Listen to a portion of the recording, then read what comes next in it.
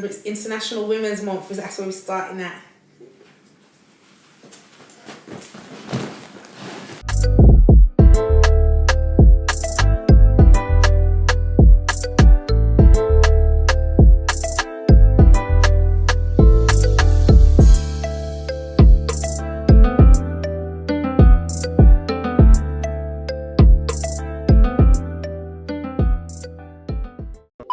Yes, this is Urban Stars UK podcast. This is International Women's Month, and I'm doing it with two beautiful ladies I know from the community of Birmingham. I've watched them grow and follow their dreams and desires. They're here today to tell you about it. First, I'll introduce to you Jendai Selassie and then Emma Mendes. As you can see, I brand you on today because I think you're doing some great work in the community. It has to be spoken about, and I think it needs to be shared with everybody over England and all over the world if we can.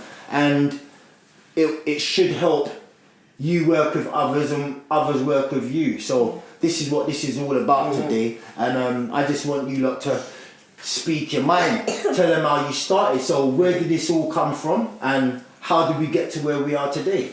Okay, so my name's Jendai Selassie, but you can call me Jen. And I'm a dancer, choreographer, performer, personal trainer, nutritionist from Birmingham. Wow. And I think my journey started when I was about 11. And I decided to set up a little dance group with me and a couple of my friends from primary school. We did like performances in the local, what do you call them, talent shows or showcases and things like that. From there, I kind of I've always known you to dance. Yeah. Always. Yeah, so I evolved from there. So, and went secondary school, I started doing expressive arts. Not performing arts, expressive arts, but I took the more on the dance side of it. So I started creating my own dances. Who got you into dance? I would say my dad probably got me into dance. When I was younger, we used to go to an African dance class, and I didn't like it. It wasn't something that I was feeling at the time. But I think what it was is that my mum used to say that she wanted me to go ballet. My dad was a Rasta, so he was like, nah, nothing to do with white people. Like, you want the rice and peas. You want the rice and peas the idol stuff, innit? Like, you say you're not learning the early stuff. Yeah. You want her to learn dance, she could do African dance, yeah? So we was barefoot down and I was like, nah, this is not me. But little did I know, it was obviously... It was you. But yeah, it was giving me exactly what I needed. Thinking that my dad was a creative anyways, a poet, so I grew up with hearing him, you know, chant his rhymes and write his poetry, go out and perform. He used to bring us up on stage, make us do his poems with him and stuff. So I think that's where I was like, oh yeah, this is a good thing. I could do this. So I think I started performing at a little young age, about 7 maybe, and then. When I was in secondary school, like I said, I think it hit me that this is something that can actually be viable. It's not, it doesn't have to be a hobby. And then when I came out of secondary school, I went to college, but it wasn't for me. So I ended up going to a local college called Beat. And Beat and where was that situated? In Nassau. Okay. And it was a college that was just, it was different because it wasn't, I don't know if you know, like free schools now where you can hear these independent schools. Yeah. It was like that. So it was a black college. It was run by a black man and a black woman called Ursula and Desmond. Okay. Yeah, and they taught us grassroots African dancing. Yeah. Now that place still exists?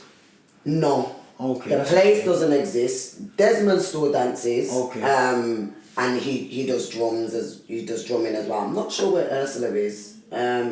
But yeah, they came from an organisation called Kukuma. Okay. It was a Birmingham organisation. Back in the day, they was a dancing African, just live African drums and dancing, and they used to just go out and perform all over the world.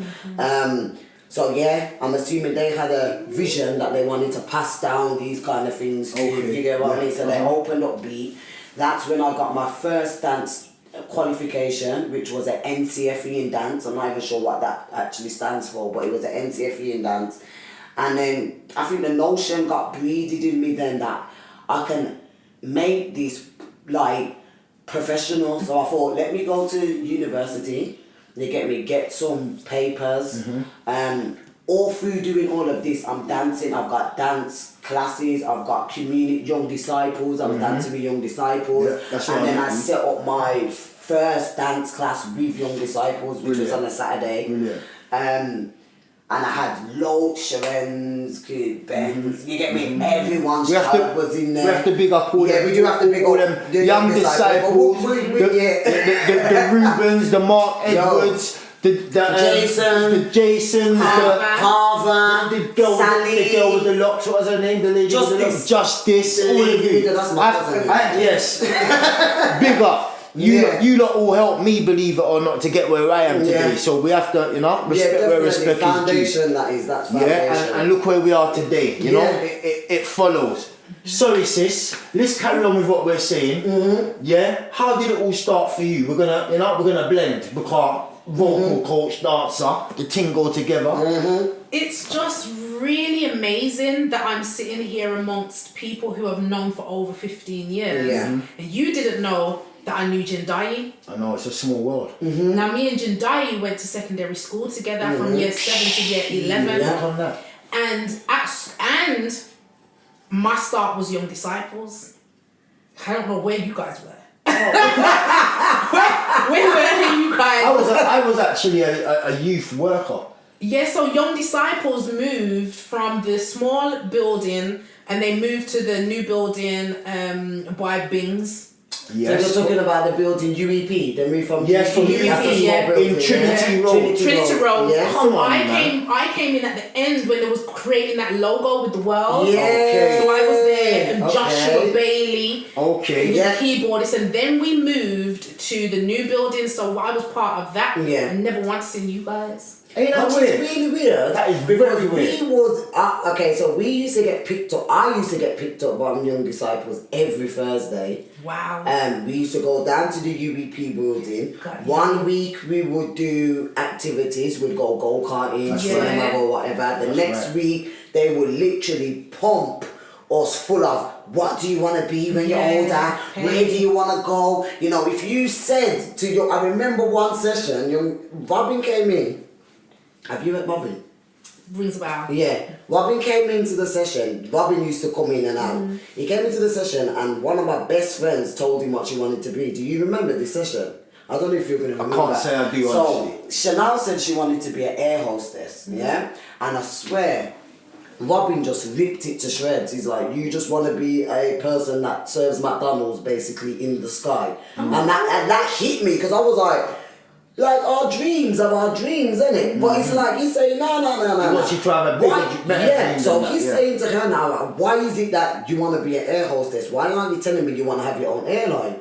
Why aren't you telling me that, you get me, you want to be the first black air hostess that has only black people on their airline? And so I was like, yeah, my man's actually sold it to me, yeah. Like, Honestly, Young Disciples, as I was going through university, really was helpful. And I remember I left there and says, I'm going to be a vocal coach. Wow. But beyond that, a lot of what you guys are saying, and I suppose for the people viewing, is you kind of are who you're going to be from way down at zero. primary school. Yeah. anything. Absolutely. So I've right. You're always absolutely right. sang. I've always Yes. been a creative as well. Yes, she has. Yeah. Yeah. I've always said. And you would know that I've always sang because she at Yeah, she's school was always the been dancer, making all the dancing. dances in the hallways. And I used to sing adverts. I remember, and this is why I sang. I used to come in and I used to be like,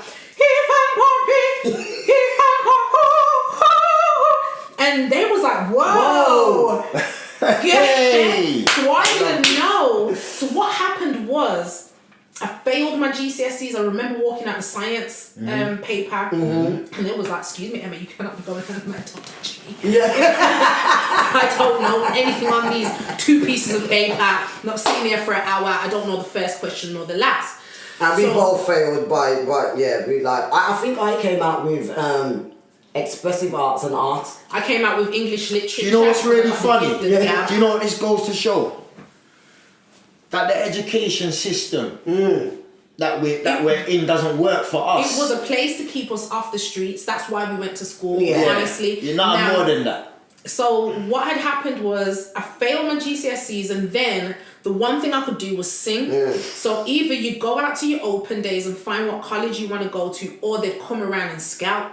And this lady called Mairead Haggerty came to our school and she scouted me. She was basically saying there's a music course at South Birmingham College, Digbeth. Now, it had just opened. It was a BTEC, National Diploma in Popular Music. Oh, wow. Right, and I had no clue what a BTEC was. Okay. But she says, don't worry about your GCSEs. All you have to do is an audition. So that's what I did. Yeah. I played a few notes, Twinkle Twinkle Little Star or Chopsticks on the keyboard, and I sang, and I got on this BTEC National Diploma. So, Did you finish? this is what happened. There was a guy called Simon Scardanelli. What did you do? He was siphoning money out of the college. Oh, wow. So there was a group of 15 of us. Laverne Major, Antonia Major was there. We was all Gemma, who's now a vocal coach. Like we were there as a group, and they approached us and said, "You have not been following the curriculum all these 8 months. You've got 1 more month, and you're all gonna fail because this is what this guy was doing." Okay. So what they did was they brought in Pat O'Banton, today's Lady Leisha. Yeah. Right. They brought in Pat O'Banton, and I remember we did an end of year concert at the Crescent Theatre, and he took £20 out of his pocket and he paid all of us, and he said, whenever you stand on stage, you get paid. And I think that's why I get paid to sing today. Yeah. Wow. Pat O'Banton changed my life. So Big up Mr. Pat big up O'Banton. Pat O'Banton. Oh, yeah, 100. Major, all of these people have been significant. Yeah, so we have to big you all up. We've been significant in our lives. Major, when I first come to Birmingham, 1999, I done a BTEC course where I met Laverne Major. You see how the circles Definitely. right? And big up Laverne as well. You done some great work on the radio yesterday. So I acknowledged it. I'm making you know that. Yeah, but the circle seems to be the same. Don't you find that really strange? It is. But the thing is, how... Imagine I rang Jendai. Yeah. First I rang you, but I know you're a cool being. All day. You understand? I've known Jendai for years, but I don't see Jendai as often. You get me? Yeah. So I rang up Jen and I said, "Yo, do you know a lady named Emma? She's Emma Mendes. She does vocal." She says, "That's my dog." No. And I said the same thing to her. Do you know what she said? "That's my dog." Like, So from there I knew this thing was all good. You know what I mean? It's amazing because, again, the circle, but mainly from school, Jen has been the dancer and I have been the singer. And just following that through as creatives, we knew there was no job at the end for us. Yeah. When we're talking about the qualifications that you get in, let me tell you this. When I went to, even Kaylin went to South Birmingham College, was where I met our friend, mutual friend Kaylin. And in our car park, on the second year, they erected this big building. Okay. Now, as Jamaicans, them say, it looked good from far, but it far from good. Yeah. So this plush new building that they erected in our car park, the education inside of there wasn't suffice. Okay. Now, not only was I dyslexic, but I didn't know how to read nor write until I finished university. So somebody at college said to me, "Emma, did you know that even though you failed your GCSEs, if you went to university, you would never have to redo your GCSEs?" Big up the person who told me that, because I put blinkers on like this, and I says, "I ain't doing no GCSEs again. I'm going to get this degree." Went to university, Coventry. And what year did you go? Because I finished in... what time did you start? Well, I left school at 16, BTEC National Diploma for 2 years, 18, Higher National Diploma for 2 years, 20, last year degree. Got my student loan. Big up England, yeah. The student loan. It's not like it's the Got my truth. student loan. You lot I got are my car. Now at the same time, Charlene and Sophie and them 4 girls got shot, and we ain't never seen girls get shot. Yeah. I missed what was going on. I mean, Yeah. I'd be at Young Disciples and they'd be shooting right outside the window. Yeah. That was the environment. So it's like I got that student loan, got my car, or my license and my car, and I would commute to and from. Now the racism was real at Coventry, and I didn't even realise it until this girl approached me at Where's the this end. university? Yeah. Okay. Then I was last pickings. Okay. Group pickings, and I was with the Down syndrome and the rocker and me. Do you know what I mean? And then everybody else was just doing their thing. But I was totally oblivious. I just had that's where you want that. my you weren't blinkers ready, was on. yeah. But let's go Yeah. back to finishing college on the Higher National Yeah. and go into that first interview at the college. And the man, Bob, bless his heart, because he had my back. But I remember him on the first day saying, "Where are you coming from?" It's South Birmingham College. He said, "Oh." What kind of man was he? Educated. He was the. Was that a black man? No, he was a English white man. He was the guy at Coventry. So. Was he Coventry interviewing Uni. you? Yeah, you have to do Okay. the interview for Coventry. Okay. And I just remember him going, and I asked him, "Why did you do that?" He says, "You're not the only person here from South Birmingham, basically." Okay. He says, "All of you are uneducated. You can't believe the level that he's experiencing of the people coming from South Birmingham yeah. College, because they Okay. kept saying, we don't have the degree status, but by the time you get to year 3, we'll have the degree status." So we got to this year 3, they didn't have the degree status. Go find yourself a university. Wolverhampton was cool, but Coventry looked real good. So that interview, it just pulled up the lack of levels I was really getting from secondary school through college. Yeah. And I says to him, he says, "Well, the others from your college, a few of them will get to their year 3, but I'm going to recommend that you redo your year." So I did. I redid my year at university. I asked him, "Why am I redoing a year?" He basically told me, "University is not a college." I was like, "Okay. You want, you do or you don't. You will or you won't. You can or you can't. But there's no such thing as can't. You sink or you swim there. You are under so much pressure. You can only come out as a diamond on that other side." Okay. I learned to read and write for the first time in my life. In uni. At that second year of uni, writing that dissertation. Brilliant. Right? So once I writ that dissertation about the singer's voice, it's like that 10,000 words I threw down on the floor and it grew into a music academy, because our vocal coaches were Yaz Alexander and Skipper. Amazing for the community, especially in Young Disciples. But this book, what I had to read books and research, told me about the anatomy. Yeah. And if you're a singer and you do not know your anatomical structures, you can't. Can you tell us a little bit about your Your anatomy. Yeah. Course, you get me. Breath goes in through your mouth to your lungs. Yes. There are various things that can happen. This can happen, or this, Yes. or this. Yes. And you don't want to sing like this, because there's no muscles here to control Okay. your voice. So breath goes in through your mouth to your lungs. Your diaphragm contracts, pushing down, causing the stomach to come out. Yeah. Then it's your lower abs that pushes your diaphragm back up against your lungs, giving you control of breath. Okay. Now you see why you need to come and see this lady for your vocal lessons. Yeah?